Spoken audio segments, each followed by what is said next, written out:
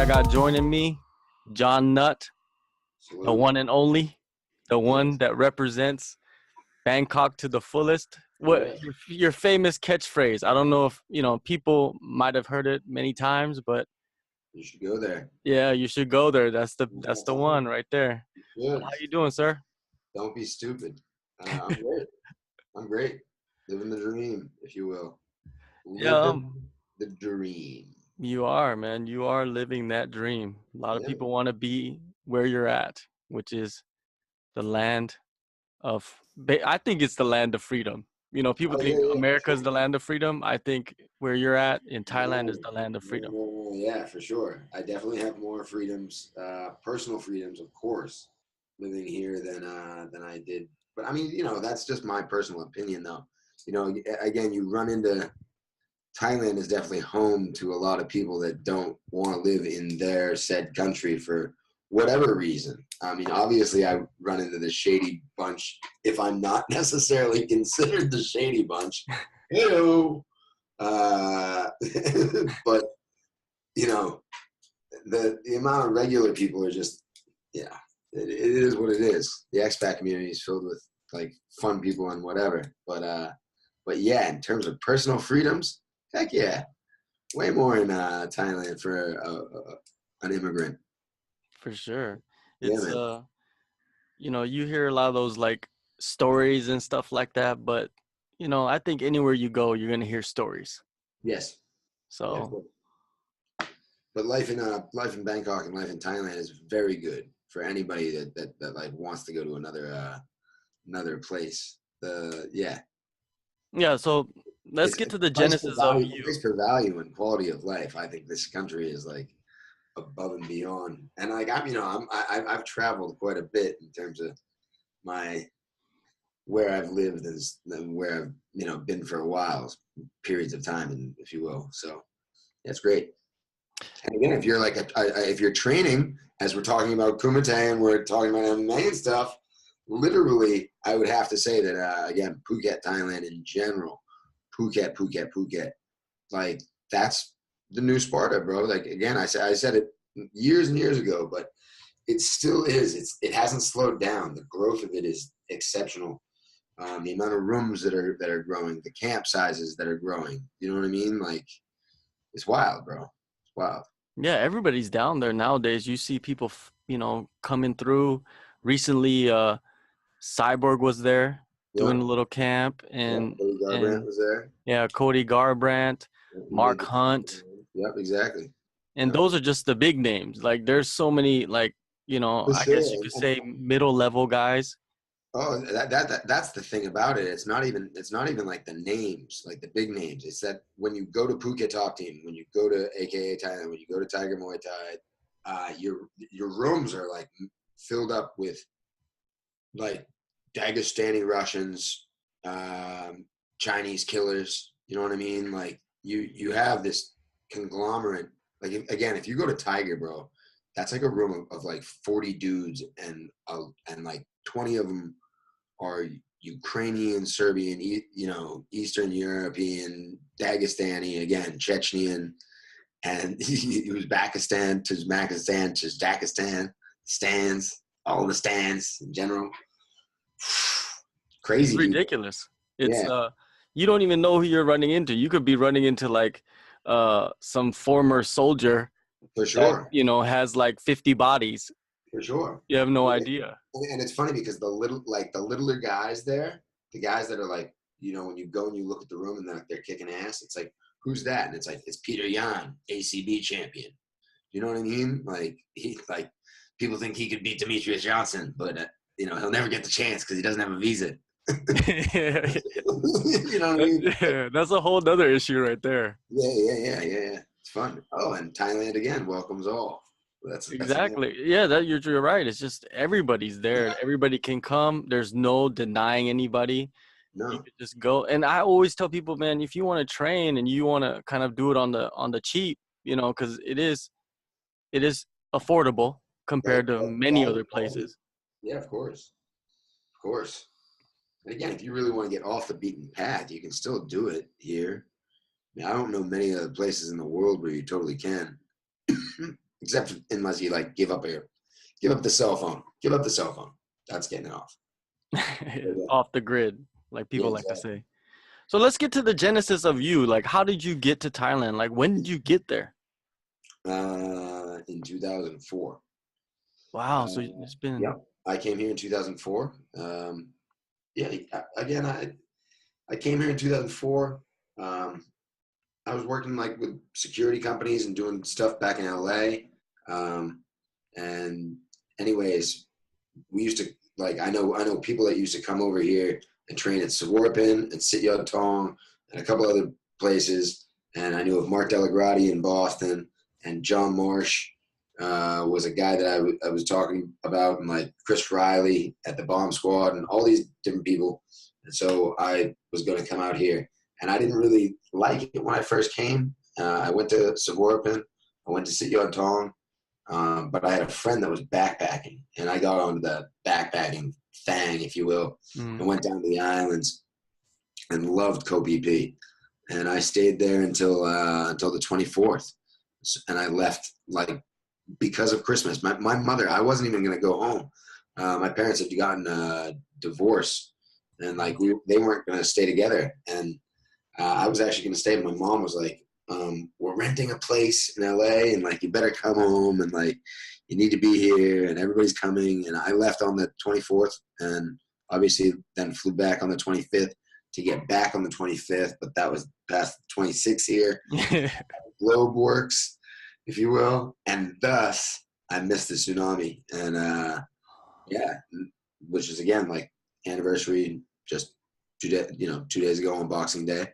And yeah, then when I was back home, it was like, holy shit, the island that I was just on got wiped out. I definitely want to go back and, help out. And I reached out to High PP, which was like the nonprofit organization that was rebuilding it. And I went back on March 9th. And then I stayed there for like pretty much the year until Christmas again. And I went back, and like, that's how like expats or the majority of people that I know that have stayed in Thailand, that's how they roll. You go back and forth for a little bit and then you make the big move. And yeah, so. When did you decide on the big move? Like, what triggered you to do that? Ooh, I have a good story for you on this one. I was friends with like Garrett Hedlund and DJ Catrona. I still am. I mean, like, but like I ran with a crew that like a couple of them were becoming famous at the time. Garrett Hedlund was like in Troy. He was in Friday Night Lights. But we got to go to the premiere and got to like stay at the St. Regis, and it was, all baller and very super Hollywood. You know what I mean? Like again, like when I got off of the island the second time in 2005, they picked me up. And they brought me to the Xbox 360 release party. And just by the way, this is the first year that Entourage is out. Okay. You with me on that? Mm. And anyway, I'm in there. And by the way, Justice League was supposed to have been done back then. And DJ Catrona was going to be, who was my boy, he was going to be Superman. Nathan Jones was going to be in it, like, and I don't know, all this weird stuff. Anyway, we were there. This is before Garrett was with, like, Kirsten Dunst for a while. This is, like, way pre that. And, Snoop Dogg's on the couch playing Xbox 360 with Wilmer Valderrama. And I'm there. And this dude was like, so who are you with? And I'm like, I'm with these guys. And they're like, oh, so you're like Turtle. And I was like, what? And like, I didn't even see Entourage. I didn't even know about it. Like, and he was like, oh, you're like the Turtle. And you're like their Turtle. And I was like, I'm fucking not Turtle. And needless to say, that was like one of the straws that broke. Like when I found out who Turtle was and I watched the show, I was like, the fuck? Wait a second, this isn't the way it worked out. I'm not supposed to. And again, like I remember the same night again talking to some young broad, if you will, and her asking me what kind of car I drove, and I remember being like, I just came from an island where there were no cars. Like, why am I here talking to you? So, so I got out, you know. I mean, again, like for any American to get outside of the bubble that is America, and by the way, every place has their bubble. China is the bubblest of the bubbles, but Thailand is also. I mean, these people don't care about international anything, and I feel like again, it goes with all of them. You know what I mean? Like I was discussing yesterday how I'm trying to write an article for Fox Sports Asia about like how big Buakaw is, and like how big Yao Ming is, and how big Tom Brady is, and how we all actually know who they are. You know what I mean? And they are like kind of the equivalents of each others. But in all honesty, like nobody in Thailand knows who. They don't care. Nobody knows who Yao Ming is. Basketball is nothing here. Nobody knows who Tom Brady is. It's the NFL, you know what I mean? And same thing. Like China is just getting the NFL, but nobody cares who Tom Brady is. You know what I mean? And Yao Ming is like, yeah, we care. Like he's a retired good basketball player. We know that he went into like banking and Alibaba and stuff. You know what I mean? Kudos to you, Jack Ma. You know, but you know, nobody cares. Whatever. Am I just on a rant right now? What are we talking about? We're talking about your when you got back from your Xbox 360. Oh yeah. You know, little party that you had, and then you realize, hey, what am I doing in this place? Non-conformity was a big thing for me. So it was kind of like you decided like, hey, I need to do something on my own. Is that what it was? Is that like like the girl, the broad, her asking you like, what car are you driving? I remember being over here with my mom. Like my mom came and visited. My brother came and visited. My brother was here on his honeymoon and stuff. And I just like I ran into having some opportunities because of being on the island after the tsunami and stuff like that. Like I had an opportunity to buy into a gym and a bar / guest house, and like, you know, I got into a couple of other businesses that, like, to tell you the truth, like if I lived back in the States right now, it's like if I was in LA, I'd probably be doing the same thing that I was doing. Do you know what I mean? So I you know, for me, it was like all just about living the adventure, you know? And yeah, that's like, it kind of still is, you know what I mean? I'm definitely so much more, you know, I got a wife and a kid and stuff, you know what I mean? So, you know, that is what it is. But other than that. So then, you know, like you come, you know, you have your moment and you're like, hey, I need to go on my adventure. And then how did your adventure lead to starting I know you have a production company, but did the production company come first, or did the MMA promotion come first?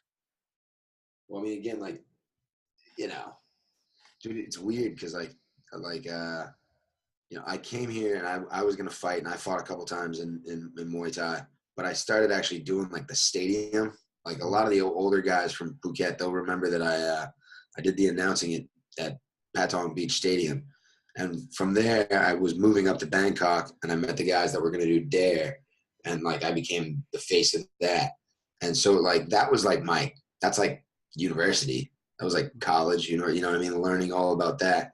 And then when I broke off and did my own thing, I knew what I was going to do. But that was like when we went and set up a media company, because it was like, I'm not going to make money off of just doing MMA shows. Like really nobody is, you know what I mean? So like you have to have you know, you have to be a jack of all trades and get that fan base. But aside from that fan base, if you can be a guy that produces those fan bases, which is like what I like to do a lot more of. I mean, I like producing video, so you know, I'll do that for anybody. you know what I mean? Like, holla at me. Yeah, man. Again, we'll do like it's funny because yes, it didn't start off as MMA. It started off as throwing parties for Dare. You know what I mean? We were throwing parties, and then it turned into throwing fights, and then it turned into like knowing like, again, like, I think that we're probably the most successful, well, like, I mean, we're one of the most successful ones in Asia, but we're very successful is with our events coordinating. We crush it in events coordinating. So for especially, like, we're just boxing above our weight. You know what I mean? Yeah. Compared to other people who have like billions behind them, like we're awesome. You know what I mean? So. Well, I could testify to that. Like, I've been to a Full Metal Dojo Yeah. event, and there's nothing like it. I've been to the UFC, and I've been to, many other promotions, and Yep. being in that Real. environment, it is like I think you said you started with parties and then you went to the fights. Yeah. That's what Full Metal Dojo is. It's just a mixture of those two things. Yeah, So sure. throwing parties first, did that help you kind of, I guess, make Full Metal Dojo what it is? Or was your vision of Full Metal Dojo different? Well, man, like, again, so like I've talked to like everybody that's in at least Thai MMA. Like, I'm very open about all of this, and people get into this industry for a multitude of different reasons.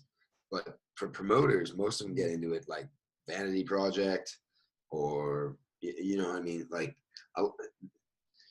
unless again unless you're again like either having like a big broadcast deal, or your events coordinating is like off the chains, which like it's hard to be like, for me, for instance, in Thailand, Thai people don't buy tickets to go see fights. They're giving them, because it's Muay Thai is the ruler, if you will. So I mean, like, for me to sell what I'm selling at what I'm selling it for is like above and beyond what anybody's ever been doing in Bangkok. You know what I mean? And especially in the industry that I'm doing it with. It like puts me on par with like rock concerts and huge DJs. And you know what I mean? Like, it's awesome. Yeah, that's incredible that Yeah. you're able to do that with I guess you could say, the limited crew that you have, because you have all these other promotions that have like many people on staff. Yeah, exactly. And sometimes you see them and they're running around like chickens with their heads cut off. Yeah, of course. Exactly. Like, again, I get to see like I get to see people try to do it for the first time, and like the stress that it puts on them, because they've never known what events coordinating technically is. Like, so I'm there's a lot of promoters that butt heads. There's a lot of promoters that don't talk about other promoters. There's a lot of promoters that aren't friends. There's like, I leave it all, like, I don't care, like, because I'm kind of just doing my own thing. But again, it should actually be the more the merrier, because the industry is not actually that big that like the cap then sucks, and we all like have to follow the UFC if you know what I mean. So actually, everybody should band together, and there should be more and more and more and more and more and more. You know what I mean? But unfortunately, there aren't too many creative people in this industry either. So, like, and again, give me a holler. I'll be creative for your industry. Well, it's like any other sport. I think it's a copycat, industry in many aspects, where one guy, like you say, the big guy, which is the UFC, they do it this way, and then all these other promotions think like they have to follow the exact same rules, the exact same, plans, and whatever else that you need, which is not good for where probably your location where you are throwing your events. And that's what Full Metal Dojo is different. By the way, remember, like, even on that note, like, even when you're talking about the UFC, like, the UFC is the biggest on that, but the same product. Remember when Brock Lesnar was like, it's the same thing. It's the same thing. And he's like, shut up, Brock. It's not the same thing. Well, technically, you're selling the same thing. So, like Vince McMahon is the man. You know what I mean? Like, when it comes to events, But that's the difference. Also, is like everything is changing. Everything is changing right now. It's right now that everything, from linear to digital to linear, to people like watching it on this. You know what I mean? There's only 3% of America that doesn't have a phone right now. Like Myanmar, like there's like 40% of the country still doesn't have power. Literally, still doesn't have power. But like 30% of that, like all have cell phones. You know what I mean? Mm-hmm. So crazy talk. Yeah, that is crazy. So now with Full Metal Dojo, 2017 was a good year for you guys. You guys had some insane events, crazy fights. Yeah. Which fighter? I know it's a fucked up question to ask you, but which fighter do you think from that year shined the most in your promotion? Oh man,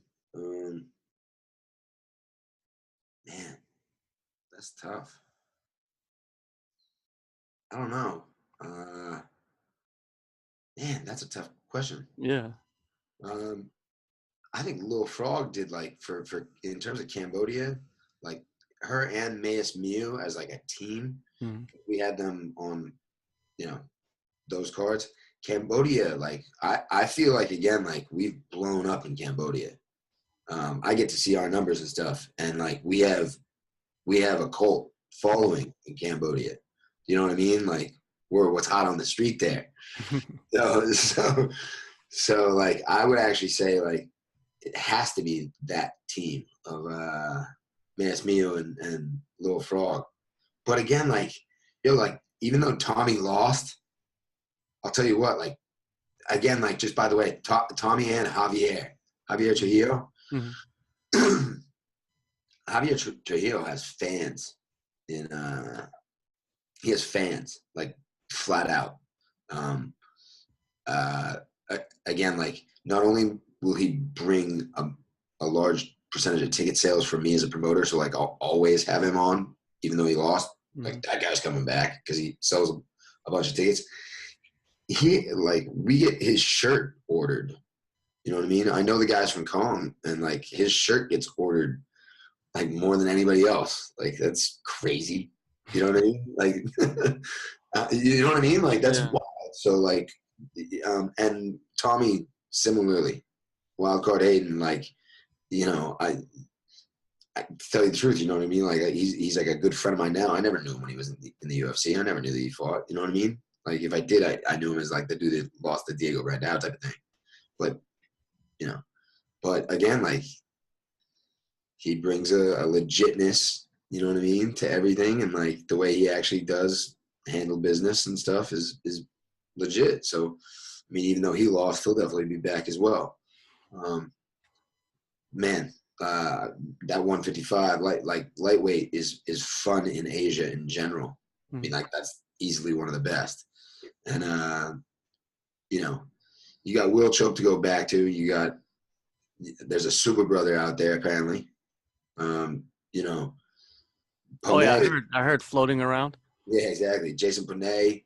Dylan Fussell was talking about going down possibly, maybe. I don't know. Mm-hmm. Where's Michael Dubois at? You know what I mean? Where like, but there's a lot of fun in these low. Like Yusuf Webby's at 77.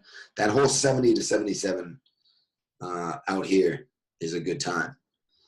Yeah, definitely a good time. And also I like how you guys kind of kind of set the weight where it fits for the fight that you guys are setting up. Yeah. It's not necessarily a lightweight fight. It could be if it's for the title or whatever, but I like how it's kind of adjusted because then it makes it better for the fighters. Yeah, we'll try. You know, I mean, they're grown men. The majority of the guys that we're now handling with at the top, if it's their first times, we talk to their coaches and find out where they're at. So yeah, like again, I mean, it is what it is. But again, just by the way, like we're still a weight classes type of thing. Mm-hmm. So like we call a catch weight. You know what I mean? Yeah. Ain't nothing but a thing. It's still like again, like we just go on the median as to which way it's weighing. Mm-hmm. If it's on the lighter and it's 72 or 73 kilos, we call it a lightweight bout. You know what I mean? Yeah. If it's 70, well, it never really has been. But like if it was 75 or 76, I guess I would probably call it welterweight. Yeah.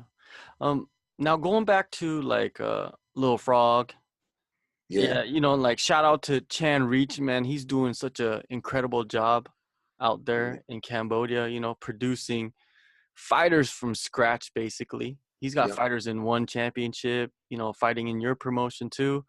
Then you got, like you said, Javier Trujillo, who is, you know, you're right. He does have fans. It's like it's not, and he's not like a type of guy that's out there talking crazy and trying to get attention. He no, just does his talking in the cage, yeah, and he has kind of like this unspoken swag about him yeah. that people are attracted to, which is Correct. rare.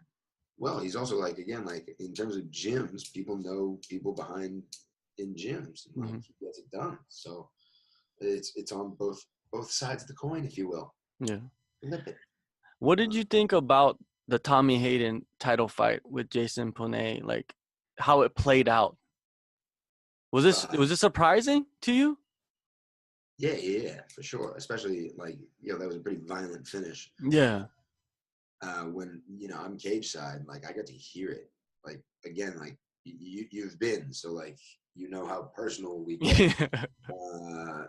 I thought it was pretty wild when he Yeah. started taking off because the first one laid. You know what I mean? Hmm. That was good. He got to cover up. You see him, but he takes like two or three that are pretty good. I thought it was awesome. Yeah. It was like one of the highlight like knockouts of the year throughout any promotion if you really watch. Then again, I think are we the only ones that are doing soccer gigs anymore? And to I have, think so. yeah, I mean, like again, like we're a small cage, 6x6, so we know what we're doing. Like nobody's ever gonna be able to run and tee off. Hmm. Always, if it happens, it's gonna be like you just saw, which again, I thought was fantastic. It was a great ending, and yeah, I mean, I don't think Jason Poney got enough kudos. I totally, definitely think he's for Southeast Asia one of the best 150, 155ers, lightweight to welterweight type of dudes out here. I mean, he's quick, and basically, again, both times that like if it was laid out as to him going to lose for my organization, he's fought twice. Bing bang bong. The first one, everybody thought Dylan Fussell was going to come in and take him down and strap him up against the fence, and he cut him up. And now with Tommy, the same thing. He avoided the grind up against the cage and was able to get back and just swing that leg in a soccer kick frenzy. So I mean, yeah, it was awesome. Yeah, a lot of Like, yeah, you're right. I thought that there should have been a lot more attention to that, like to Jason Panay, giving him credit for what he did because Tommy's a tough dude, and if he gets you down, he'll yeah, keep you down. Like he's no joke. So great guy, great win. I mean, yeah, it is a great win. Now rightful, earning, if you will. in 2018, which is the future, are you planning on introducing more titles, or are you gonna keep kind of that just the lightweight title rolling on, or what's Well, going on with that? lightweight title rolling on the next show. Hmm. We're possibly going to do I mean, this is next year. One of the shows is probably going to be like a Grand Prix, if you will, in that lightweight division, that area. We're going to keep it slow, man, slow and steady. But because again, like I'm giving out swords. Like, Hmm. what's the reason for giving out swords? Well, because again, technically, like everybody knows, I've gone through quite heckfire with different issues here in Thailand and stuff.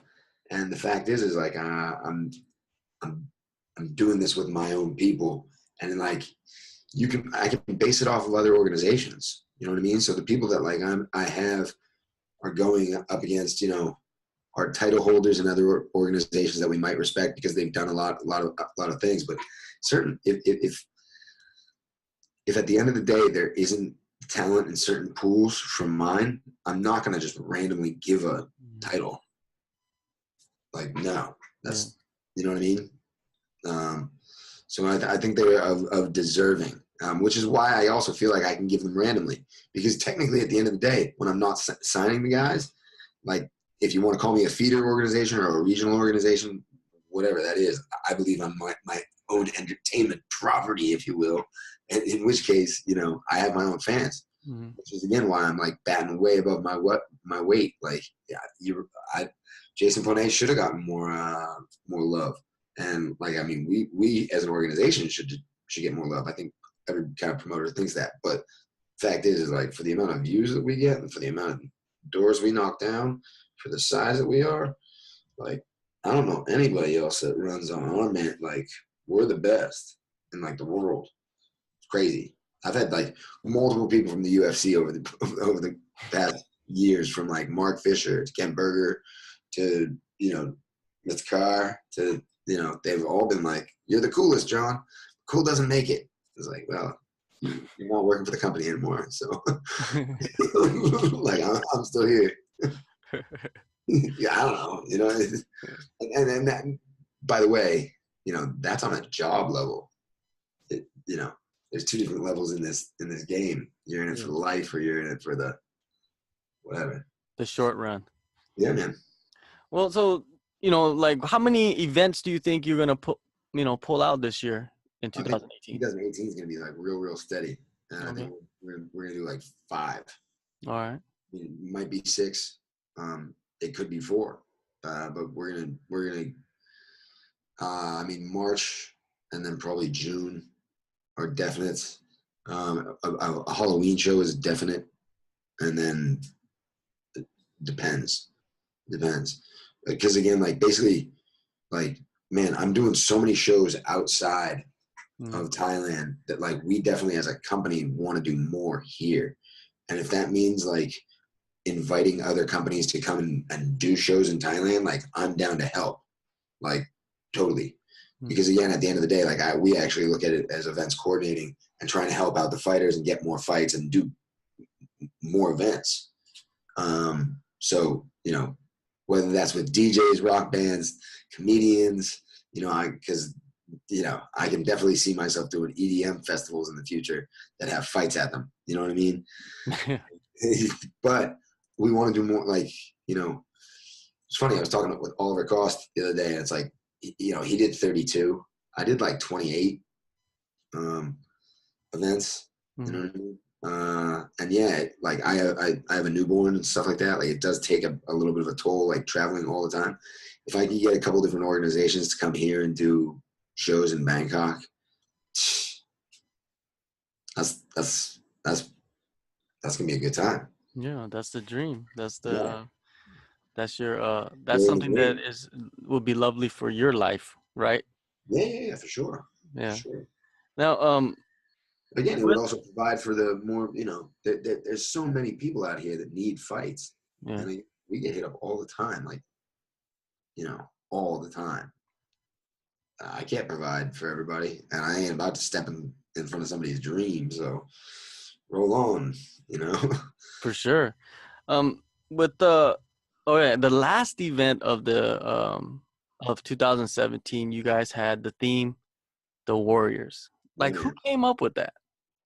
Me and me and you know, we were talking about it, me and Henrik and Ree and Richard. I mean, it's the three of us on a day-to-day basis, and, you know, we're like a very small group, you know?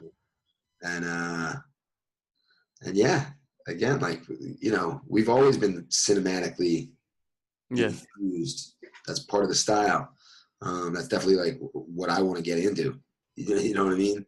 Look, dude, we're gonna do some weird things in 2018, which will lead to, again, like, I think 2018 is keeping it steady because 2019 is gonna get wacky.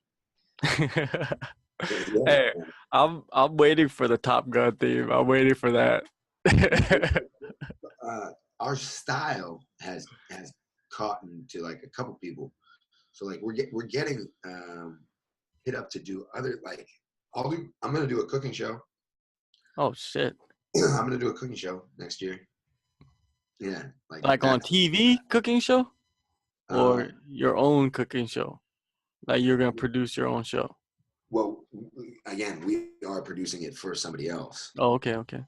So it's getting made. It got greenlit. Where it goes at the very bottom level would be certain digital platforms that like you would know about that I'm not allowed to talk about, but you'd know about them. News places, news-oriented places, and then at the top it would be, you know, being linear on the Food Network, obviously, but I mean, there's plenty of others. You know what I mean? If the content's good, the content's good. That's what we're all about. And like, we had a good idea. We had somebody that wanted to make this type of thing, who was a sponsor of ours anyway. And again, like, you know, certain sponsors want returns on their investment in certain different ways. You know, if you can't provide the views, or you can't provide this, but you can provide other things. And one of the things we're good at is providing good films and good content. You know what I mean? So we're making it. Speaking of content, Yeah. The Eat, Pray, Fight. Yeah, Eat, Pray, Fight, man. That's your idea? Is that what you came up with? Yeah. How did you come up with that one? We were going to originally call it the Anthony Bourdain of Asian MMA. That was what it was going to be called. And Fox didn't want to release it because of obvious reasons. But that was the working title. That was what it was going to be called. And by the way, then again, when we put it out, you'll notice the first one when I was at Rajasthan Stadium with Nong Rose, it's Eat, Pray, Prey. Yeah. And now it's AY. That got changed. I don't know why, but is that too violent? Yeah, I don't know. I felt like it's a double entendre. Exactly. I agree with you. You know, that's wildly popular right now online. You know, I see that, you know, I watch those and it's very interesting because it's a mixture of, like, you know, you're showing what's going on, you know, and you're introducing to everybody and having them experience it. It's a cool thing to have, and you know, a lot of people are watching it, so it's very successful. Like, where are you gonna continue this? Yeah, for sure. So you guys continue. So where's, you know, can you, you know, release some information of maybe where you might be going on this? I mean, Shanghai's the next one. I mean, there's definitely going to be one or two in Phuket in the next year. There'll be a Chiang Mai one as well. I mean, like, again, for me, keeping it local and keeping it Thailand. But by the way, we're going to do some weird missions and some other like random people of fame in this industry, if you will. I don't know if they're actual famous. That's a Wizzy, that's a Wazzy. I don't know. You know what I mean? But are they famous to us? Well, I mean, like, I definitely plan on doing one with Buakaw. Like, he knows that, like, we're doing one. You know what I mean? So, like, he's obviously a living legend in Thailand. But as I was saying before, you know, like, my mom doesn't know who Buakaw is. So, you know, is he really famous? Right? You know what I mean? Like, my mom knows who Justin Bieber is. You know, I don't know.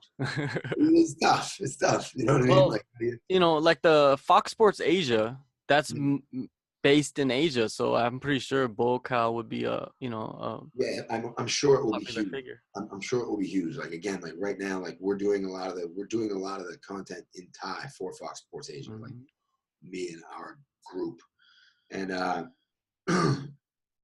it's working out fantastic with them. And again, like next year, like, you know, that Live from Bangkok show, I'm hoping that'll probably play out to a little bit longer and like be a show on linear. Eat, Pray, Fight will probably be on linear as a half-hour show. Besides that, like, I know that, again, like we're going to start doing more fighter profiles for Fox. We're going to start doing more gym profiles for Fox. On that note, like, I'm doing a bunch more videos for different tourist outlets. So, like, damn, that's a lot of shit that's going on. Yeah, we're putting our hands in a lot of different pockets and pots and all of it. That's all great, man. That's you know, anything when you're keeping busy and actually keeping busy and promoting the sport and promoting, you know, what you love, that's great, man. For sure. But when you gonna come to, like, Like I think that Eat Pray Fight would be great if you come to like other Asian countries. Like you said, you're going to Shanghai. Like if you go to uh, That's gonna happen too. Come on now, it's gonna happen a bunch. mm-hmm. It just again like where and when, like but like there are just some fun ones in Thailand though too, like that are like, again, we were talking about me just doing my spin-off, and then like Andy Whitelaw and other hosts Mm-hmm. taking over Eat Pray Fight and like rotating them all. But like again, we were discussing just doing like a fight that's like Bangkok Fight Promoter, because again, like, man, I used to own a bar and a guest house on Koh Phi Phi. That's where the island where the beach was filmed. Mm-hmm. For anybody that doesn't know Thailand, like, this is like one of the, destinations, wonders of the world, natural wonders of the world type of thing. And like, I used to have a place there that was also called a dojo that wasn't a dojo. So I've never actually owned a dojo, but I've had every place called a dojo. And it was next to like our very Thai like family, like our mother and father Thai, that had this bar called Reggae Bar, which has a ring in the middle of it, and people used to just fight for alcohol. Damn. On an Eat Pray Fight note, how good an episode is it just me being like, yo, I'm on a Full Metal mission right now to Koh Phi Phi to go referee some drunk people fighting at Reggae Bar, Bangkok, Thailand, you should go there. You know what I mean? That's an episode. I just did that. You know what I mean? Creative. Yeah. The ideas are endless. You got so many locations you can go to in just Thailand. So I guess you start there and then expand your missions. Yeah. And I think that a lot of people want that. Oh, of course, man, of course. And I'll tell you the truth. Like, if people do want more of it, see, the thing is like I do pretty steady on Fox. Mm-hmm. I'm not great, but I'm not like the best. I'm not the worst. And I'm like, you know what I mean? I think I'm doing, everybody else thinks I'm doing just fine as well.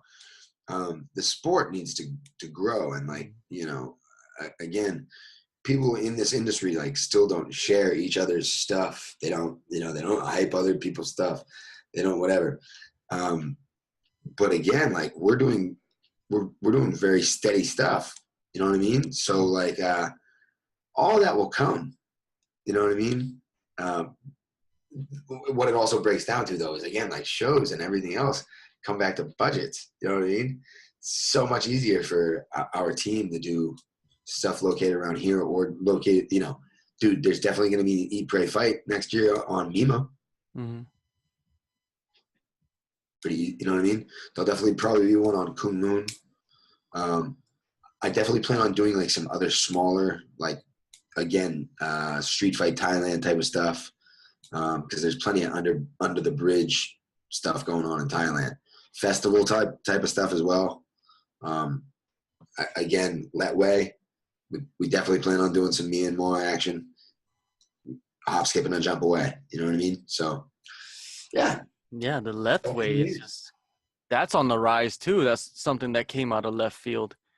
Yeah, for sure. Well, I don't think it was left field. I mean, again, like, I think they've been trying to hype it for years. I was brought there and like, I did consultation for them and that type of stuff. And, it's funny. They just like I use the expression, they want to shine shit. You know what I mean? Like, they want to put it again on. It's one thing if it's on Fox Sports Asia because it's Myanmar and it's their sport and stuff. I don't think Fox US or Fox Australia or any of the others are gonna let it go. I don't think ESPN is gonna let it go. It's so funny because when I was there, they were like, Jon, what do you think it would take to get it on to Fox? And I was like, how about if you put on gloves and lose the headbutts? And they were like, but then it would be Muay Thai. And I was like, aha. I gotcha. Again, you're asking me to shine shit like that, lose the headbutts. It's too raw, right? It's like, it's too raw for TV. I'm accepting of the UFC. Like, me and you are basically fanboys. You know what I mean? Mm-hmm. Like, it's the normal person again. Like McGregor becomes McGregor. That's not a dime a dozen. That's a once in a blue moon. Mm. You know what I mean? So our industry again needs to grow a lot more. Yeah, I get shocked sometimes, like when people like all like hype on like the like UFC needs to pay more and stuff. It's like UFC needs to stay alive and earn that money back that they spent, so that like as an industry we can grow and hopefully be in the Olympics and do all these other things sometime. Well, yeah, you're right, because there's promotions dying every day. Dying every day. Deep in debt.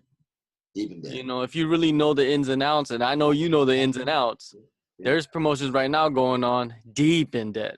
I know personally myself, and they're trying to just survive, which is, and if the UFC dies, or hemorrhaging cash. Yeah, again, like I don't want anybody to go out. I mean, like, you're right. I mean, like I get to hear rumors. I don't talk trash, and I don't let these things out. I let them fly by. Because again, it doesn't really help me out. No. You know what I mean? It doesn't help anybody out by spreading those negative facts. You know what I mean? It doesn't help anybody. If you're in the industry to grow the industry, to promote the industry, and you're spreading those facts, I don't think that's something that, I don't think you should be in the sport anymore. I don't think you should be involved in this sport. It's also, again, like if you don't accept the fact that it is entertainment, like first, like in just general, like it like Dr. Dre said, it's all entertainment. It is. So like how, like, again, like it's real tough for me because like I could easily Ric Flair out if I wanted to and just be like, we're the best because of this, and we're the best because of this, and that organization sucks, and that organization sucks, and we're obviously the best because, I mean, like, like nobody's ever done it like I have. You want me to Ric Flair out right now? Nobody's ever done it like like the UFC had the Fertitas. One championship has Chatri. You know what I mean? Like you're talking about people that have billions of dollars. Nobody's ever done it with shoestring budget like I have. Nobody's ever survived and gotten, like, I took a selfie video and now I'm on Fox. That's like the selfie made man type of thing. There's only so much of this that you can actually do without coming off like a dick or just being fake or just being not, like, you know what I mean? So I mean, like, there's just a fine line. But again, like anybody that's in this industry has to have some bravado and they have to be able to, like, say why they're the best, from the fighters to the promoters to the freaking ring girls to the cut men to whoever. You know what I mean? Like this whole, which is why it sucks, and which is why it doesn't grow, because there's no teams. And even when you think they're on a team, like at a gym, you probably have a teammate that's trying to hold you back. Yeah. So, sure. Like, which is again like why, if there's one thing that we can all learn, it's just don't run your gums in the wrong direction. Yeah, and you gotta, you can't burn bridges. You gotta build bridges. Exactly. To grow yourself and stuff like that. So, well, let's move on. Let's talk about growing for yourself, because you saying you're putting on more productions now. You're starting a new one, Kumite 3000, which I love the name. Yeah. What's the 3000 about? We've had this name for a long time, and like again, it's so we've actually, this whole thing is evolving like right now. And again, like it's going to be pushed back again. I said it was January 20th. It's definitely not, because again, like we're doing this in conjunction with a larger sponsor and a larger team, and they want it they want it how they want it. So, like, it is what it is. It will be on Fox Sports Asia. And yeah, it'll be like a round robin of the ASEAN nations. But right now, Full Metal Dojo is doing well enough that they kind of want to take our back catalog and use that as well and do this. And we did this pilot, again, that's called Kumite 3000. And it just basically looks like the Running Man. There's some humor in it. It's a great way of, once a fight happens and it's done, there's only so much that content can be used for, or like is actually wanted. You know what I mean? Like if you're Joey Under the Bridge fighting, you can't be on certain broadcast networks. Is somebody really going to YouTube your stuff like multiple times? You know what I mean? Mm-hmm. This whole Kumite 3000 stuff, the way that we've packaged it, you might YouTube it a couple times. It's good. It's fun. So yeah, we again, like, we have this plan. It's just being cut. Like, we originally we were gonna do like 12 shows next year, and just for a first year organization, like, there's just no need. Like, again, why do it and drop off and die in a year? Mm-hmm. Then just cut it, make it like 6 events instead. You know what I mean? Every other month instead. Get your budget, like, man. Like, again, if you're another promotion and you're out there and you're fledgling and you're flopping and you don't know what to do, give me a call, give me a buzz. I'll help you out. I'll give you some free consultation, because just too many people like go out there and they spend the budgets that they don't need to spend on the shows that they don't. Where is it going to happen? Where's the return going to happen? And thus they fade out and die. Yeah, all the time. So, Kumite 3000, what's the concept of that? Same thing. Because Fox wants it to be like the Suzuki Cup of ASEAN MMA. Mm-hmm. So round robining the 8 ASEAN nations. No Brunei and Laos for right now. Mm-hmm. And yeah, exactly. And yeah, I mean, like, we're gonna get that done. We're gonna make it respectable. It's great. We're gonna really roll with the nationalism, obviously. But we're not gonna sign fighters. Like, so the teams are always gonna be the countries, but like, we'll change up the tournaments, if you will. They're not gonna be the same fighters each time. Well, at least they will be if they stay on the win. You know what I mean? But we'll see.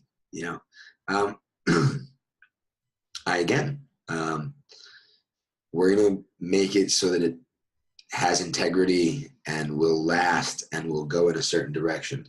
And I know that one of the other reasons that it's being held up is for good reasons, not for bad reasons. You know what I mean? Like, originally the name wasn't Kumite 3000. That's a working title. It was called the Asian Prize Fighting Association. And the reason that they did the Asian Prize Fighting Association was because they wanted to call it the TAPA, the Toyota Asian Prize Fighting Association. This is stuff going. I'm not. You know what I mean? That's. Again, if these things happen for me, they're like lottery cards. And yeah, it's just another moving on to another bigger, badder project, if you will. I mean, man.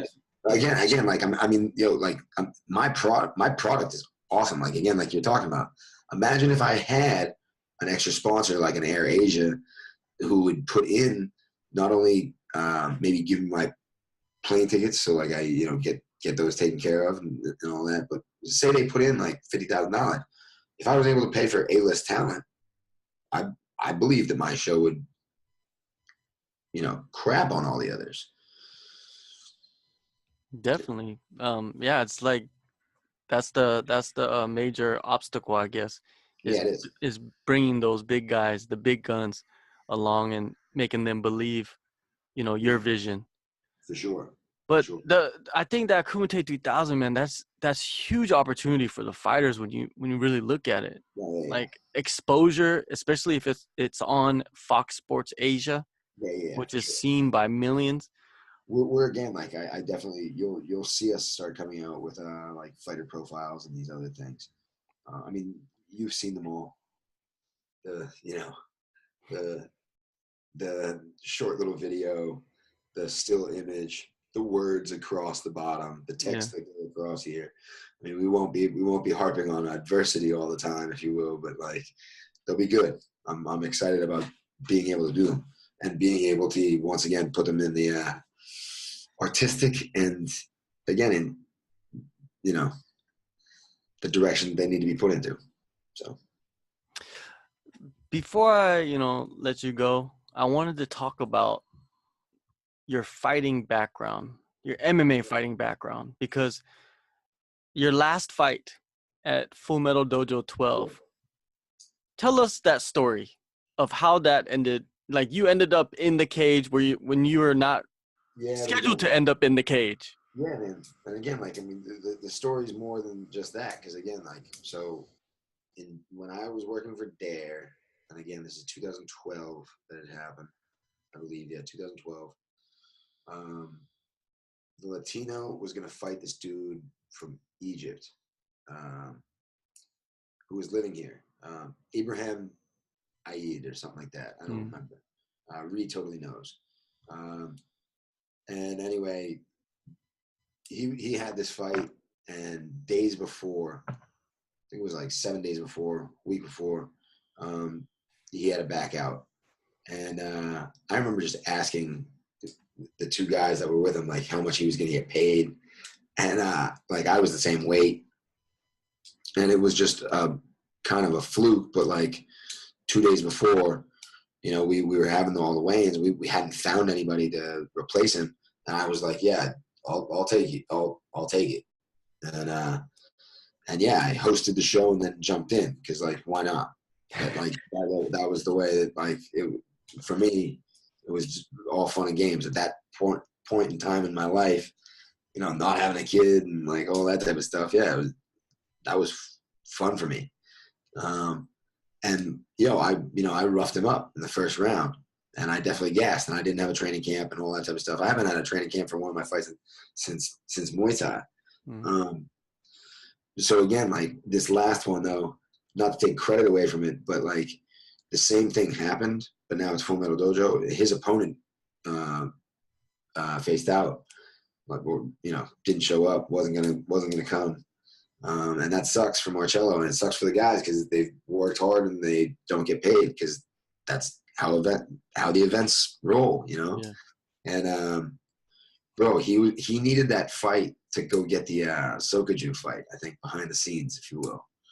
You know what I mean? He needed a fight, and like, so we were at the weigh-ins, just by the way, and he called Oliver Cost over. He called my wife over. He called his wife over. He called like a whole bunch of people over. And he was like, fight me again.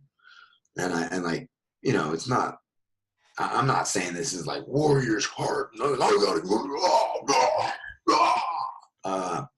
But again, it was very like, it was like, really? This is like, I'll fight. Cause like, you know, I know that it's safe. I'm going to tap if, like, whatever. People know that, like, I'm jumping in there for the actual showtime of it all. You know, the next time anybody wants to see me fight, like, or if I ever have another fight again where, like, I'm not taking it seriously and don't look good and look the way that I looked, you know, I'm a fucking well of worthless knowledge and hopeless honesty. So that was what it was. The first one was good. The second one wasn't as good. The first one was what stories could be told of in, like, the future in terms of, I mean, you know, again, I have had some, like, defining moments, you know, getting, you know, MMA banned in Thailand to having it, like, blow up and having people be here. You know what I mean? Talking to different organizations now about coming here in the future, you know? So, yeah. Yeah, you went through the dark days of MMA in Thailand. Yeah. And you survived. That's what's incredible to me. Yeah, I was the guy. Yeah. I mean, like, yeah, I got to be on Al Jazeera, New York Post, got to be in all that type of stuff, you know? Yo, man, we thought we were like 2 Live Crew back then. Like, we thought it was going to be really, really good for us. And obviously, because of it, though, sponsors drove away from the sport, which is never good, you know? Never. So, yeah, I mean, you know, to tell you the truth, we are the 2 Live Crew, you know what I mean? Like, now that, like, again, where I am, you know what I mean? Like, dude, like, you know, they have that movie coming out. You seen that movie coming out right now, like The Prayer Before Dying or something like that? The dude in, like, the prison fight. You know what I mean? No, I don't know about that. Movie coming out with some dude that's, like, in prison in Thailand, and it's like, yeah, I shot that documentary. You know what I mean? Like, there's now, like, I now, like, I'm old enough now that, like, I come across things all the time. And it's like, yeah. I would Well, guess. you and your crew have cemented yourselves in the history of MMA. And without you, I believe like even one championship would have never got into having shows most likely Well, yeah, I mean, in they're Thailand. definitely. Oh, I definitely think we help out. We definitely Yeah. help for sure.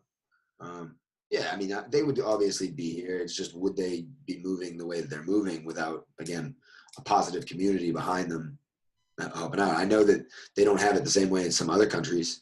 You know what I mean? But personally, I look at it like if they're going to put money into advertising to putting it on like the BTS and in the papers and stuff, that's only good for, you know what I mean? But again, like, if you're a smart dude, anybody that's listening to this, that's listening to, Kumite Radio and like knows you and knows me, and like, you got to know that it's the packaging. You know what I mean? We're all like, again, we're fans, so, I don't think all fans of, obviously all fans of the UFC are not all fans of FMD, but definitely all fans of FMD are not all fans of the UFC. Same thing goes for one championship. My fans aren't going out to Impact Arena. Mm. You know what I mean? Like the ones that I can, that I talk to about going will go. The fanboys will go. But the majority, you've been to my show. The majority of the people that go to my show are there to rock and roll, see people fight in a cage, hang out with hot girls, look at midgets and, people fighting. You know what I mean? Look at midgets and tits, right? That's what it Yeah. is about. Yeah, for sure. Like there's people that are fans of Full Metal Dojo are not necessarily fans of one championship. But I would say if you're a fan of one championship, you're probably a Full Metal Dojo fan. Right? Yeah. I'm not speaking ill Well, of anything. you add the spice to you add the spice. The spice is there. Like if you watch it, but I always tell people, you could watch it on YouTube and it's exciting because the atmosphere and the cage, and especially the cage, the size of the cage makes the action flow fast Oh, for and sure. and more of action, more action. But then you gotta go there. You gotta be there. You gotta feel the people. It's not even just about the fighters. You got to feel the people there. You got to Yeah, feel the energy of the people for sure. at that event. We're like, I went to Mayweather McGregor, and I know like the money that's put into certain ones of these. Our event is the best event like on the planet. Like people like ask why we don't go other places. The other place, why do I want to go other places? Like my deal with the people from Insanity, my deal with the people in Bangkok, and like they make it very comfortable and they allow us to survive in a very good way. You know what I mean? Yeah. Yo, by the way, like every other organization, think about it this way. Every other organization ever, they always went in.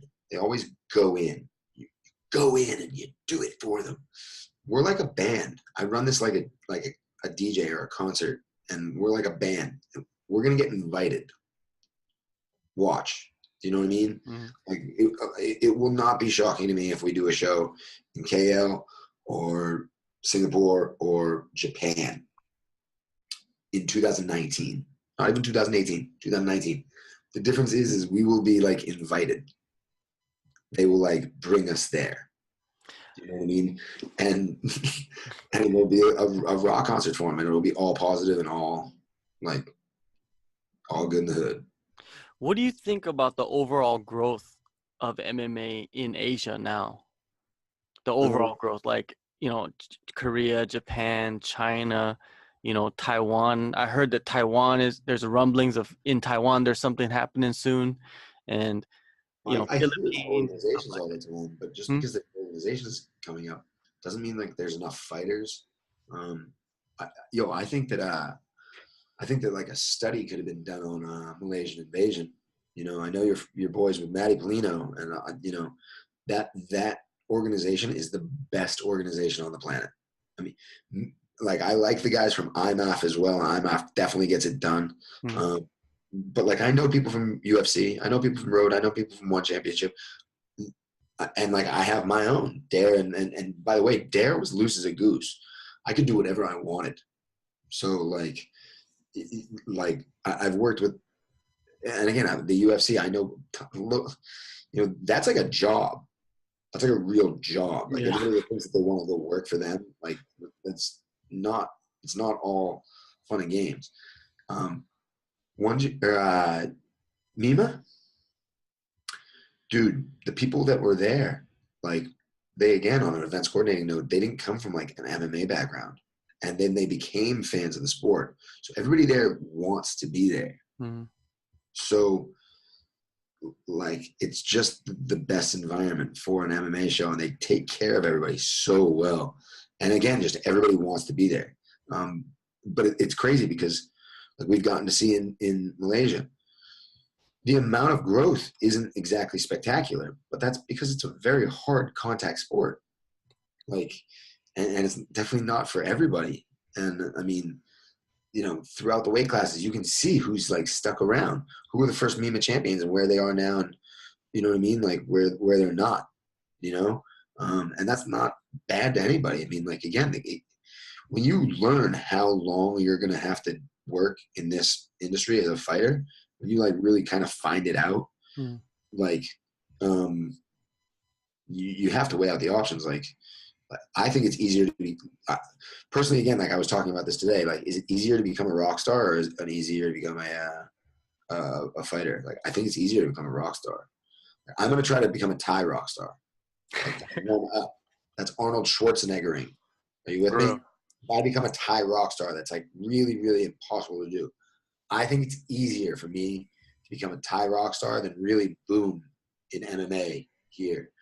Like, another funny one is that, like, everybody, again, like in Cambodia, Malaysia, Thailand, they're all like, oh, you have it so easy because they all come from Muay Thai. It's like, you're not going into Pakistan like, hey, man, you're so good at cricket.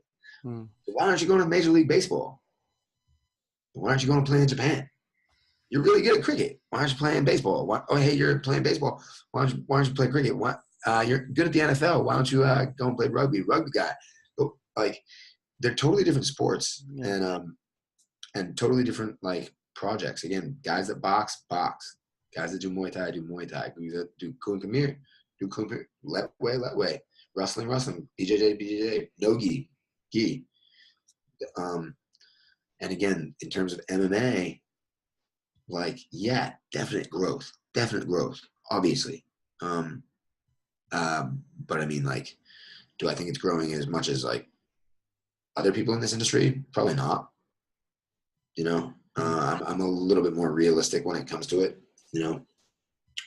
but I do that based off like solely like again, like, I know, dude, Alex Silva was one of the dudes, they just became champion for one championship. He fought in Dare. Do you know what I mean? So like, and like, I know all the guys, Shannon, they all fought with me at some point in time. So there are certain ones. And then now, because of what I do, I get to go and I see people in the UFC. You know what I mean? And you go and train with other guys that train with other guys. Now in the lower weight classes, like, again, you go to Phuket, you know who's who. But again, like, there are certain organizations that, like, somebody's better than certain somebody's, you know what I mean? I mean, like, on a Martin Wynn, like, I'm not like, this is not even a call out. This is just like talking about it. But like we were talking about with Jason Bonet, can Martin Wynn beat Jason Bonet? I'm just being realistic. And again, like, their organization is huge compared to mine. But that doesn't necessarily mean my fighters aren't as good, because a lot of my fighters are the fighters.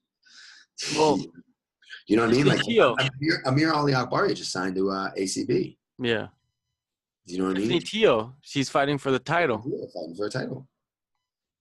Like, so again, like, I definitely, in terms of the talent in Southeast Asia, like, it goes through my network for sure. But then again, it is weird to like Merbek Taisumov down in Phuket, because like, we know people that like claim that he's going to be like the next GSP, and you hear about him going with certain people that are making more money than other people, or this, that, or the other thing. It doesn't really matter, because like, when it comes down to it, the guys behind the curtain know who the real badasses are. You know what I mean? And I just know that like certain dudes and certain with certain records wouldn't be able to hang with other people. This is again like the real fans. This industry doesn't really run off of the fanboys. It doesn't run off of like my cult following in Oregon. I wish it did, but it doesn't. It runs off of like all of the people that wanted to watch McGregor. Yeah. As you know what I mean? So like, again, it is what it is. You got to get the fans, you got to get the eyeballs, you got to do the things you got to do. You know what I mean? For me, I don't necessarily think it all comes down to the sport either. So, yeah. You got to find your way, man. You got to find your way and how you're going to do what you got to do. If you're a fighter, you got to find your way as a fighter. If you're a promoter, you got to find your way as a promoter. I think everybody in this industry is actually on their own. Exactly. You're right. What is it? What is it called? An independent contractor. Yeah. A third-party content provider. Yeah. You know what I mean? That's what I am. But the thing is like, you got to get your team. But then like your team is your business. Like for me, like whether the show makes like a ton of money or a little bit of money or a lot of money or this, that, and the other thing, the other revenue streams, I get the same, just like anybody else in the industry. They all have you know what I mean? Because they work for a business. The difference is my business plan actually had me reaching out to other promotions and giving them kudos, whereas others like can't. You know what I mean?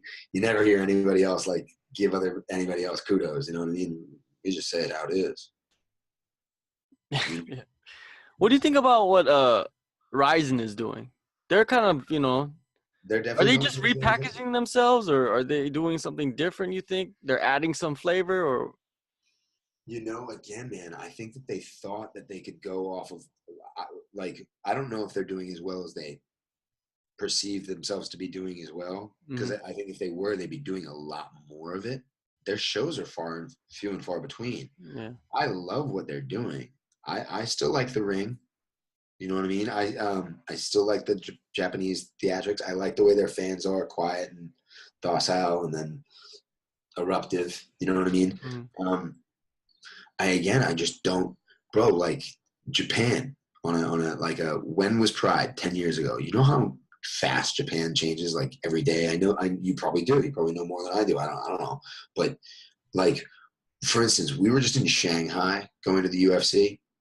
Yeah, there were a couple people in immigration with like, UFC garb on, but there was about 300 that were like Mikiyaki, Magoro Gaki, like this Sailor Moon type of manga character that's like 9 feet tall, and she holds raves. It's a hologram, but like they play her music to techno, and like it has fan clubs.